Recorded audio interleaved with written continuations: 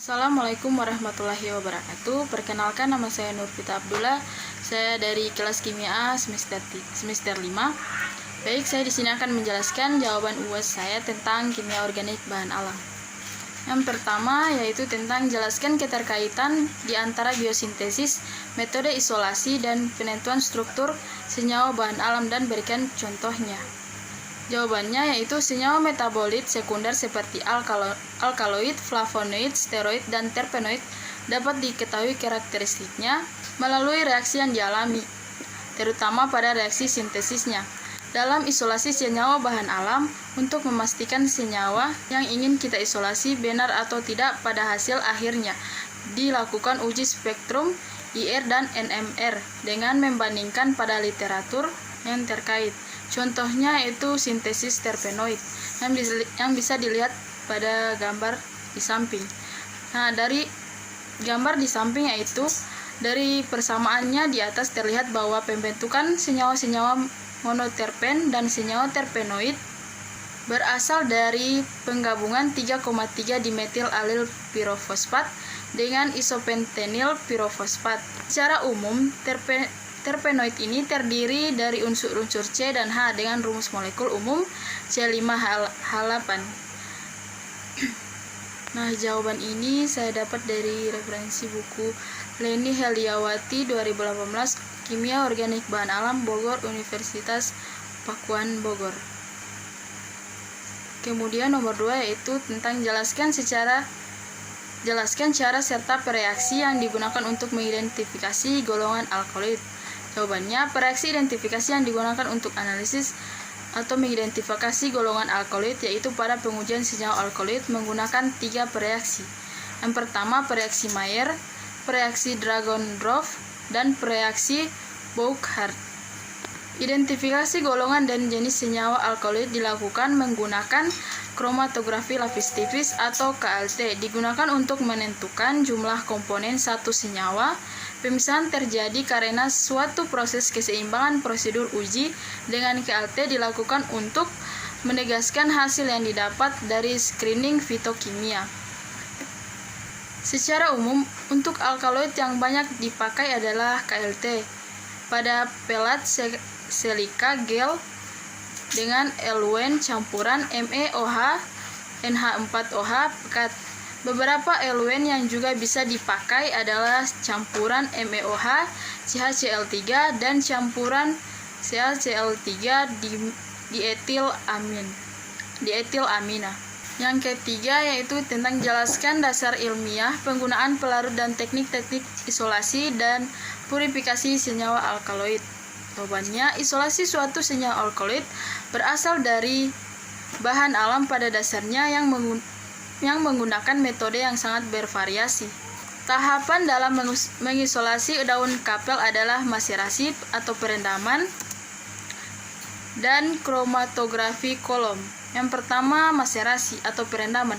Maserasi merupakan perendaman sampel dengan pelarut organik. Umumnya digunakan pelarut organik dengan molekul relatif kecil seperti metanol dan perlakuan pada temperatur kamar sehingga pelarut mudah terdistribusi ke dalam sel tumbuhan.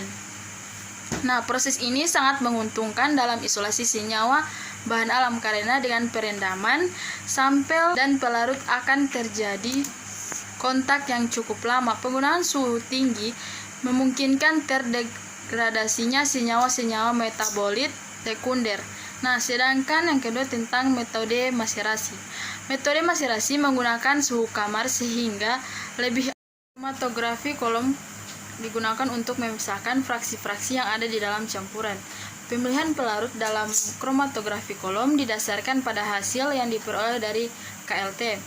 Metode identifikasi yang digunakan biasanya adalah kromatografi lapis tipis atau KLT, spektrofotometer inframerah atau IR, kromatografi gas atau GC, atau kromatografi gas spektrofotometer massa atau GC-MS.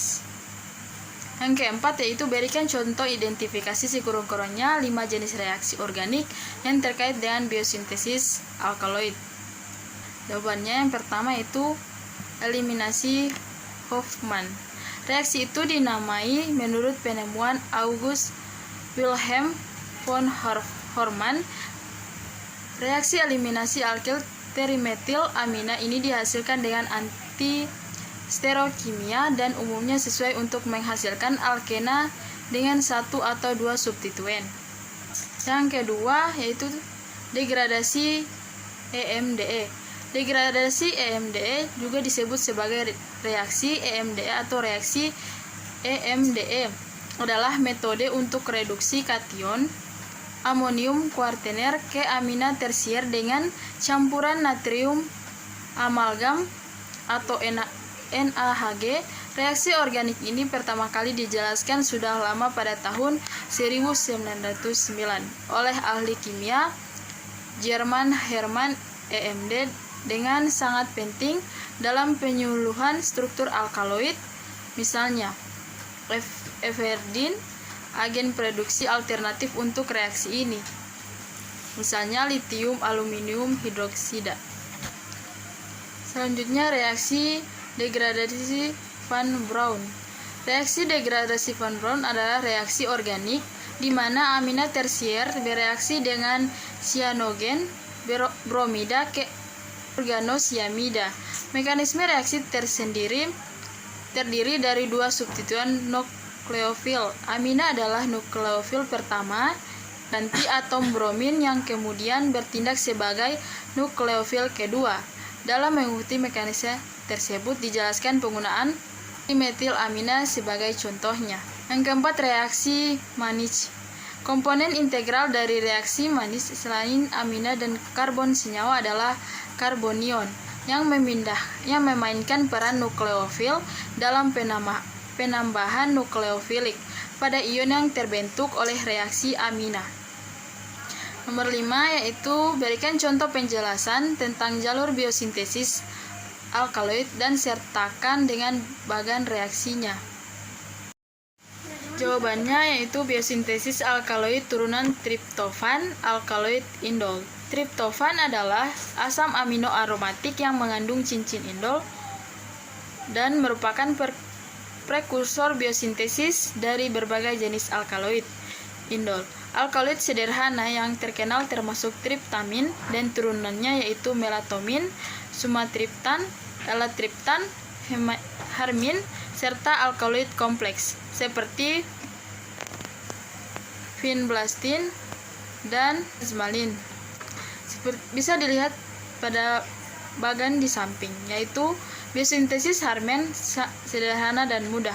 Langkah pertama adalah dekarboksilasi triptofan untuk menjadi triptamin. Langkah selanjutnya adalah kondensasi triamin ekstandehyl untuk membentuk amina. Imin triptofasi adalah kekurangan elektron dan bertindak sebagai nukleofil dalam reaksi substitusi intramolekul. Ini adalah reaksi Pictet-Spengler yang sangat terkenal dalam kimia organik. Selanjutnya, pengangkatan proton dan pada karbon 2 mengembalikan keracunan dan menghasilkan turunan tetrahidro Harman yang pada oksidasi memberi Harman. Yang terakhir, nomor 6, yaitu suatu senyawa metabolit sekunder. Pilihlah salah satu senyawa organik bahan alam yang paling Anda pahami pada struktur dan sifat-sifat kimianya. Bagaimana cara mengkarakteristik senyawa tersebut dan temukan hubungan keunikan struktur senyawa organik tersebut dengan pemanfaatan bagi makhluk hidup. Jawabannya, senyawa bahan alam yang paling saya pahami yaitu salah satunya kafein, yang merupakan bagian dari alkaloid, di mana kafein ini juga tergolong senyawa dari statin karena memiliki gugus statin dan juga memiliki beberapa turunan yang terbentuk jika di dalam tubuh. Di mana yang saya ketahui ada 3 turunan struktur dari kafein ini. Cara saya mengidentifikasinya yaitu dengan melihat strukturnya tersebut secara teliti, di mana kita ketahui dia memiliki 4 gugus nitrogen yang menjadi bagian dari strukturnya. Turunan-turunannya tersebut seperti paraxin, theobromin, dan teofilin itu hanya berbeda struktur ujungnya, sehingga